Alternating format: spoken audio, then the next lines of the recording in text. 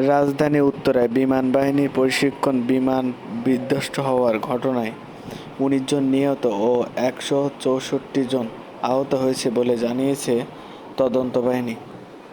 সোমবার দুপুর ১টার পর রাজধানী উত্তরায় দুর্ঘটনার পরে বাংলাদেশের বিমান বাহিনী একটি প্রশিক্ষণ বিমানটি উত্তরা মাইলস্টোন স্কুল অ্যান্ড কলেজের একটি ভবনে গিয়ে পরে বিধ্বস্ত হয়। সঙ্গে সঙ্গে বিমান ও স্কুল ভবনটিতে আগুন ধরে যায়। যে ভবনে এটি বিস্ফোরণ হয় সেখানে বহু স্কুল শিক্ষার্থী ছিল বলে জানা গেছে। তাদের বেশিরভাগ হতাহত হয়েছে। বিমান বিধ্বস্ত ঘটনায় নারী ও শিশুসহ ৫০ জনের বেশি দগ্ধ হয়েছে। তাদের মধ্যে বেশিরভাগই শিক্ষার্থী। তারা জাতীয় বার্ন ও প্লাস্টিক সার্জারি ইনস্টিটিউট এবং ঢাকা মেডিকেল কলেজে চিকিৎসাধীন আছে।